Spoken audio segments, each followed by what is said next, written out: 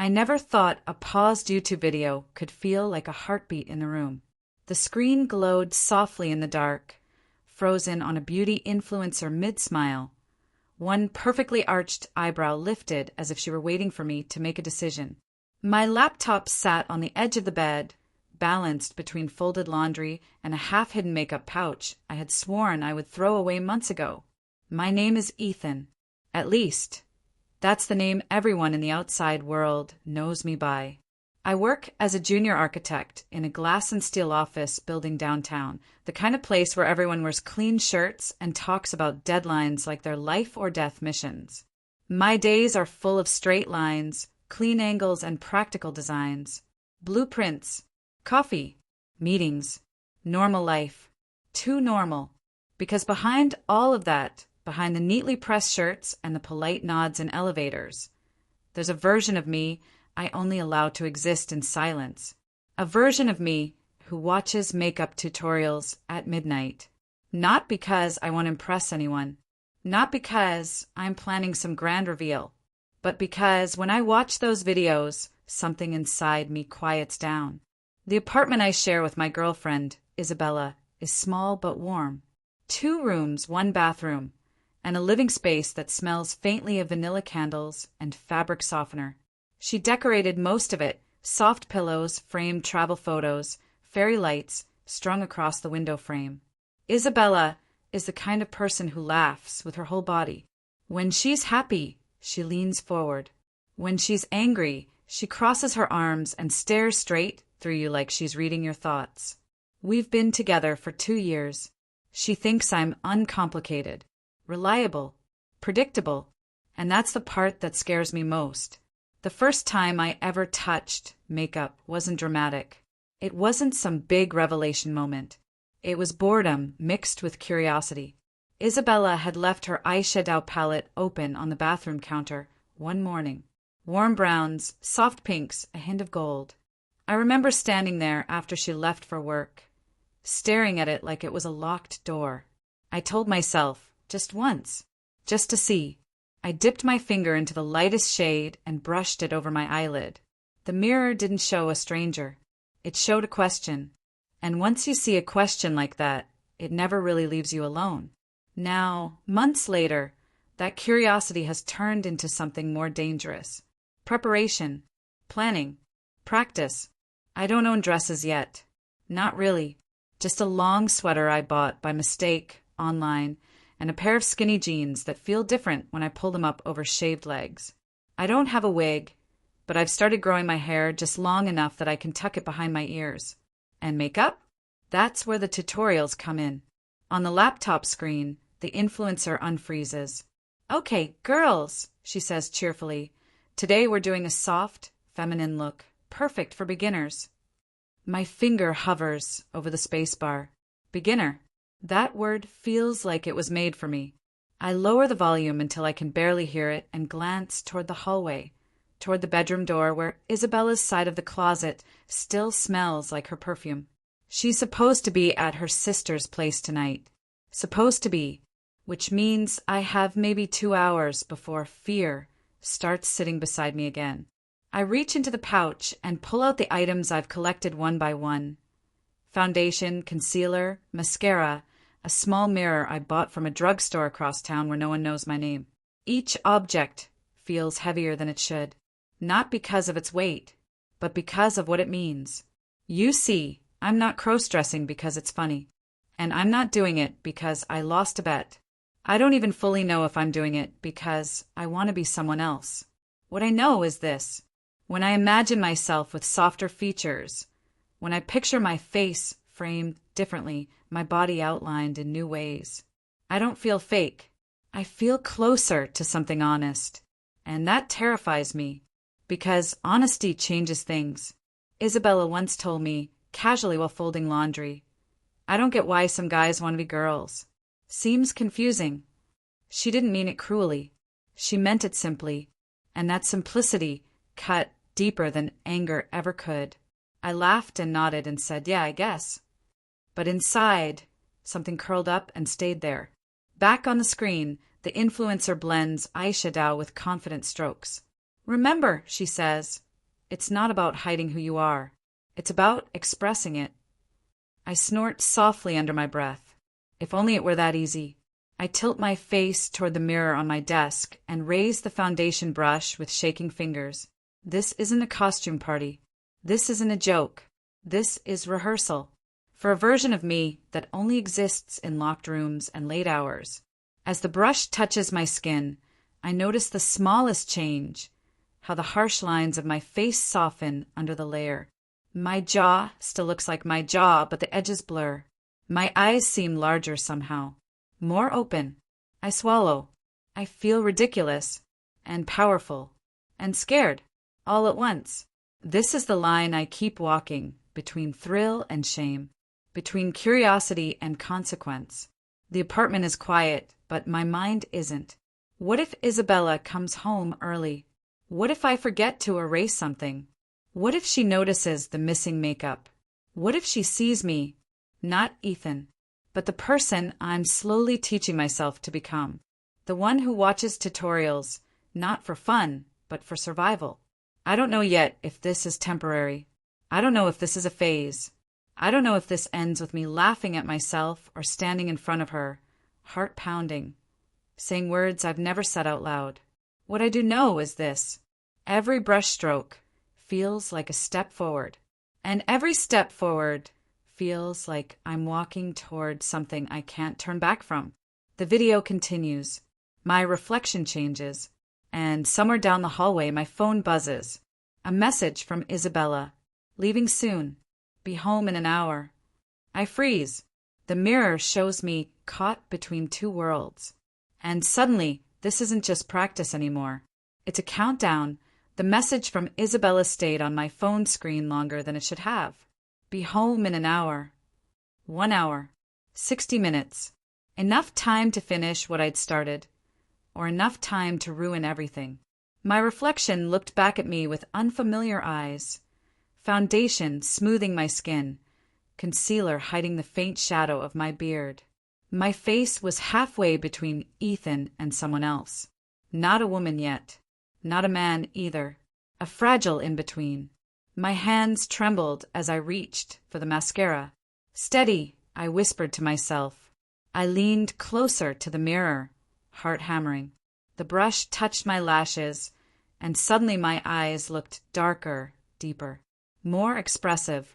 I blinked a few times, surprised by how small the change was, and how powerful it felt. The YouTube tutorial whispered in the background like a secret mentor. Soft strokes let the eyes lead the face. I followed along, brushing blush lightly over my cheeks. I almost laughed at how dramatic it felt, like I was performing a ritual instead of putting on makeup. But rituals change you. That's what scared me. I stood up slowly and walked toward the bedroom closet. Isabella's dresses hung neatly on one side, mine, if you could call them mine, hidden in a gym bag on the top shelf. I pulled it down like I was stealing from myself. Inside, the oversized sweater, the skinny jeans, a cheap padded bra, a folded scarf I'd once imagined as long hair. The sound felt too loud. I slid into the sweater first. The fabric brushed my skin differently than my usual clothes, softer, looser, forgiving. Then the jeans. They hugged my legs in a way my work pants never did. When I hooked the bra around my chest, I laughed nervously. Just to see, I told the empty room. When I stuffed it lightly, my silhouette changed. Not dramatically, but enough. Enough to make my chest tighten. Enough to make my breath catch. I wrapped the scarf over my head, letting it fall down my shoulders like long hair. Then I turned to the mirror. For a moment, I didn't recognize myself. Not because I looked like a woman, but because I didn't look like the person who went to work that morning. My posture shifted without me meaning it to. My shoulders relaxed. My chin tilted differently. I wasn't acting.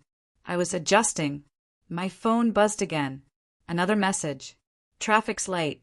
Might be home sooner. My stomach dropped. I rushed back to the desk, trying to clean the makeup pouch, but my fingers were clumsy now. The mascara rolled off the table and hit the floor with a tiny tap that sounded like a gunshot in my ears. I froze. Listened. Nothing. Just the hum of the refrigerator and the faint noise of the tutorial still playing. I closed the laptop. Silence filled the room. That's when the fear fully arrived. Because now I wasn't hiding curiosity anymore. I was hiding evidence. I checked the hallway mirror. The apartment looked the same. But I didn't. I walked into the bathroom and practiced washing my face fast, just in case. Could I remove everything in 5 minutes? 3, 1. I tested the towel. Smudges of foundation stained it. Panic rose in my chest. What if she noticed? Isabella noticed everything.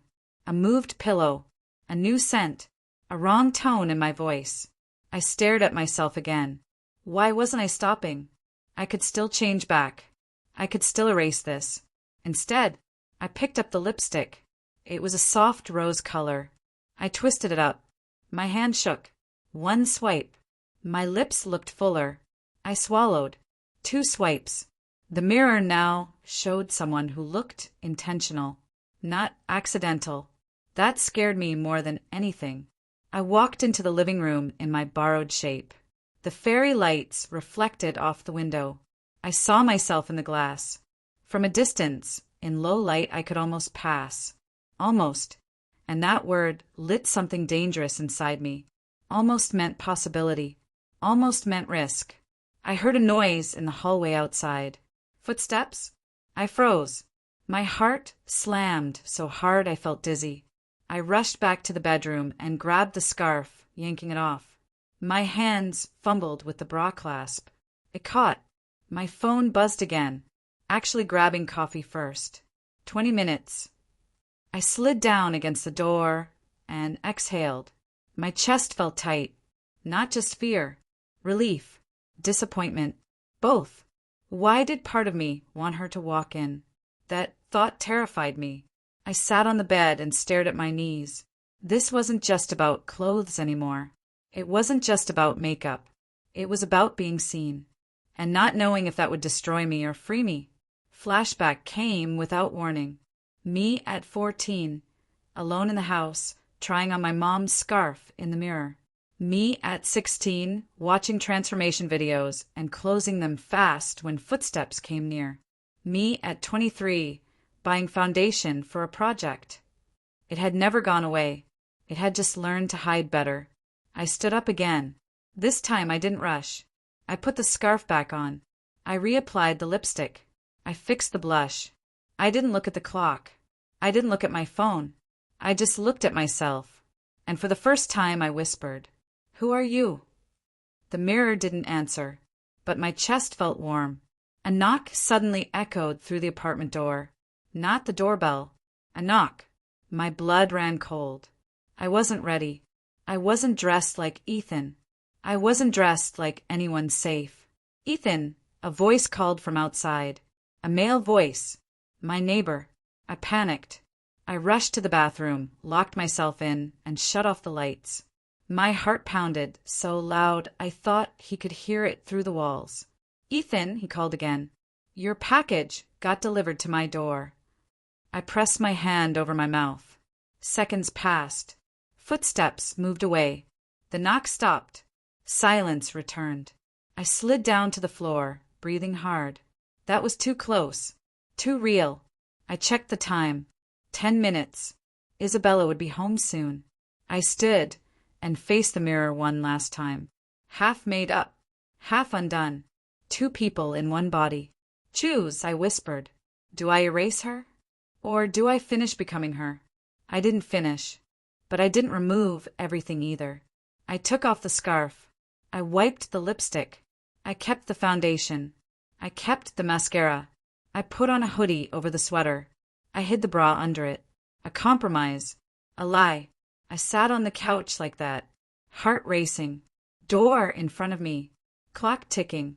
Keys rattled outside. Isabella's footsteps approached.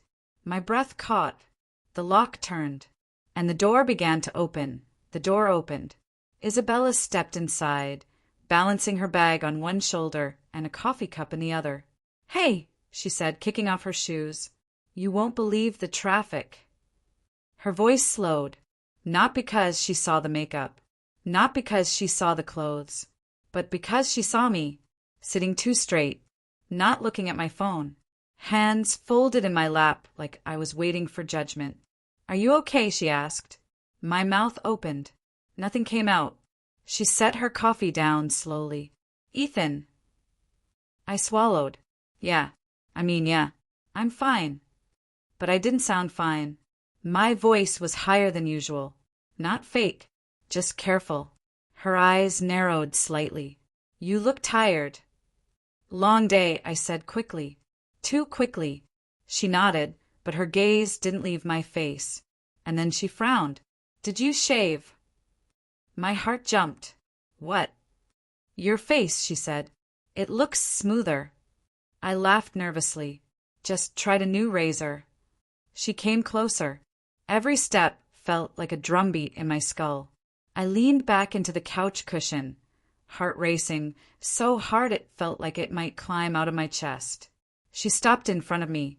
Too close. Close enough to smell foundation. Close enough to see mascara. Her hand lifted toward my face. I flinched.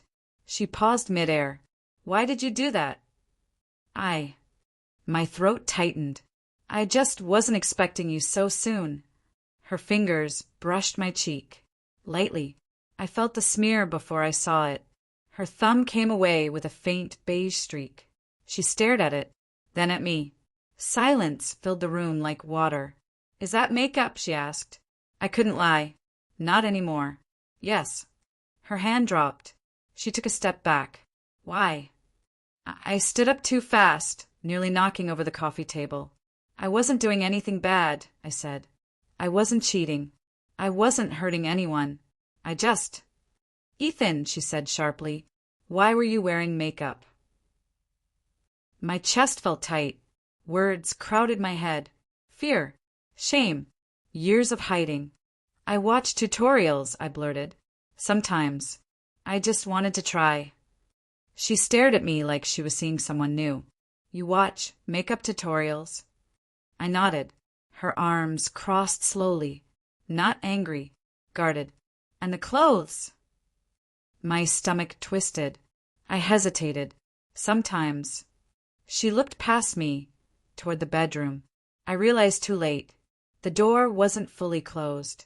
The scarf was still on the bed. The gym bag half open. Her eyes followed mine. "Oh," she whispered. She walked past me. Every step felt like it tore something loose inside me. "No, wait." I followed her into the bedroom. She stopped when she saw it. The sweater, the jeans, the makeup pouch. She turned around slowly. "How long?" she asked. My hand shook. "I don't know. A while." Her jaw clenched. "And you didn't tell me?" I didn't know how. Silence. Then, "Are you trying to be a woman?" The question wasn't cruel.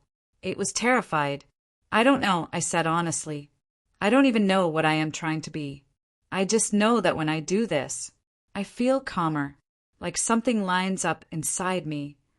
She sat on the edge of the bed. Her hands covered her face. "I don't understand," she whispered. "I know," I said softly. "I don't either. I just didn't want to lose you." Her voice cracked. "So you lied?" I nodded. "Yes." That hurt more than any shouting would have. She stood up suddenly and walked into the bathroom. The door closed. Locked. I stood there, staring at it. The mirror in the bedroom reflected me again. Hoodie. Mascara. Foundation. A man halfway erased. Minutes passed. Water ran. Then stopped. The door opened. She came out slowly. Her eyes were red. "I need space," she said. My chest collapsed inward. Are you leaving?" "I don't know," she said. "I just need to think." She grabbed her jacket. "I love you," I said desperately. "I just didn't know how to tell you." She paused at the door. "I don't know what I think about this," she said, "but I know you should have trusted me." Then she left. The door closed behind her. The sound echoed through the apartment. I sank onto the bed. The room felt bigger now. Colder. I stared at the scarf in my hands. The wig I never bought. The dress I never wore. I walked back to the mirror. No hoodie now. Just me. Makeup still on. Mascara still dark. Two versions staring back. One afraid.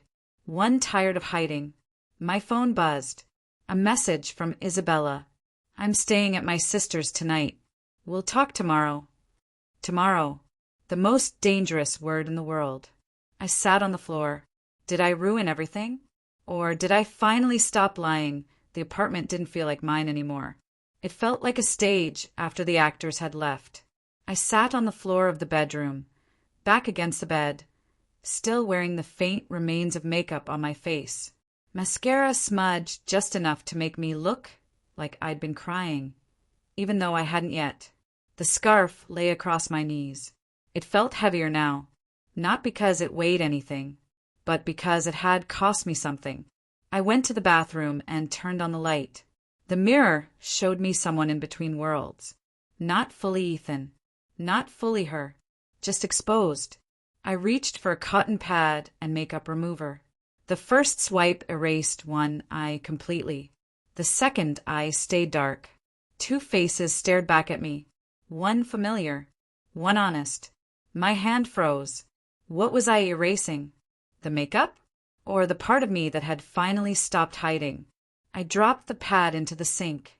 Didn't finish. Didn't stop either. Another compromise. I wandered into the living room and sat on the couch where Isabella had been standing only an hour ago. Her coffee cup was still on the table. Cold now. A faint lipstick mark on the rim. Hers. Proof she had been here. Proof she had seen me. My phone buzzed again. Not a message. A notification. Her name lighting up the screen. Incoming call, Isabella. My heart jumped into my throat. I stared at it. If I answered, everything would change again. If I didn't, everything would still change. I let it ring. It stopped. A text followed almost immediately. I don't know what to say. I keep seeing your face in the mirror. My fingers hovered over the keyboard. I typed. Deleted. Typed again. I didn't want to hurt you. 3 dots appeared. Disappeared. Then, were you ever going to tell me? I stared at the question. The truth burned. I wanted to. I was scared. Seconds passed. Then minutes. No reply. I stood up and walked to the window. The city outside glowed with quiet life. Cars passing, people walking, normal stories continuing like nothing had cracked open in my apartment. I pressed my forehead to the glass. Was this the moment where I decided who I was? Or the moment where I learned who I already had been? Another message came through. Do you want to be with me, or do you want to be her? My breath caught. Her. She hadn't said a woman. She hadn't said that. She said her, like she could already see her. I looked down at my reflection in the dark window. Soft cheeks. Longer lashes. A shape I didn't hate. I typed slowly. I want to be with you. I just don't know how to be only one thing anymore. The reply took longer this time. Then, finally, I need time. I don't know what this means for us. I sank back onto the couch. Time. Space. Distance. All the things secrets demand once they're exposed. I went back into the bedroom and opened the gym bag. Everything looked smaller now. Less forbidden. More real. I picked up the sweater again. Put it on. Not because I was trying to transform, but because I didn't want to undo everything either. I stood in front of the mirror. I don't know what you are, I whispered to my reflection, but I know you're not nothing. My phone buzzed one last time that night. A message from an unknown number. Isabella told me what happened. Please don't disappear. We should talk. Her sister. I stared at it. If I talked, I risked everything. If I didn't, I lost it anyway. The scarf still lay on the bed. The makeup still faint on my face. 2 paths in front of me. One where I buried this part of myself again. One where I walked forward and faced what I might become. The mirror reflected both choices, and neither one felt safe. I sat on the edge of the bed, phone in one hand, scarf in the other. Outside, a siren wailed in the distance. Inside, my chest felt tight with questions I couldn't answer yet. Would Isabella ever look at me the same way again? Would she see me or just the lie? Was this the end of our story, or the beginning of a different one? I typed a message. Didn't send it. I stood up. Didn't move. I looked at myself one last time before turning off the light. Half shadow, half reflection, all uncertain. And somewhere between fear and truth, I realized there was no going back to before, only forward, into whatever waited on the other side of the door.